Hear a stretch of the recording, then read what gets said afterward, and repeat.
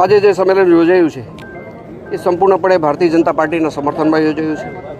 રાજ્ય લેવલની પરિસ્થિતિ જે કાંઈ હોય, જો કે આંદોલનની વાત કરું તો આંદોલન તો એક કોંગ્રેસ પ્રેરિત આંદોલન છે, પણ મારા વિસ્તારને જ્યાં સુધી લાગે વળગે છે ત્યાં સુધી આ આંદોલનની કોઈ અસર ગોંડલ વિધાનસભા વિસ્તાર ઉપર છે નહીં. સમસ્ત સમાજ, રાજપૂત સમાજને લગતો દરેક સમાજ, પટેલ સમાજને લગતા સિવાયના અન્ય સમાજો પણ ભારતીય જનતા પાર્ટીના સમર્થનમાં જોડાયેલા છે. અને આ વિસ્તારના ઉમેદવાર એટલે કે મનસુખભાઈ માંડવિયા લગભગ 1 લાખથી વધુ ગોંડલ વિસ્તારમાંથી લીડ મળશે એવું મારું માનવું છે. આ વિસ્તારમાં આંદોલનની કોઈ અસર નથી. ચાલી રહેલા આંદોલન વિશે આપ શું કહેવું? ચાલી રહેલું જે આંદોલન છે મારી દ્રષ્ટિએ તો કોંગ્રેસ પ્રેરિત આંદોલન છે.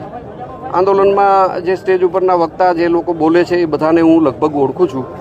લગભગ કોંગ્રેસમાં કોઈ લડેલા છે, કોઈ હારેલા છે, કોઈ કોંગ્રેસનો હોદ્દો ધરાવે છે. આવા કોંગ્રેસના લોકો કે જેને ભારતીય જનતા પાર્ટી અને સ્થાન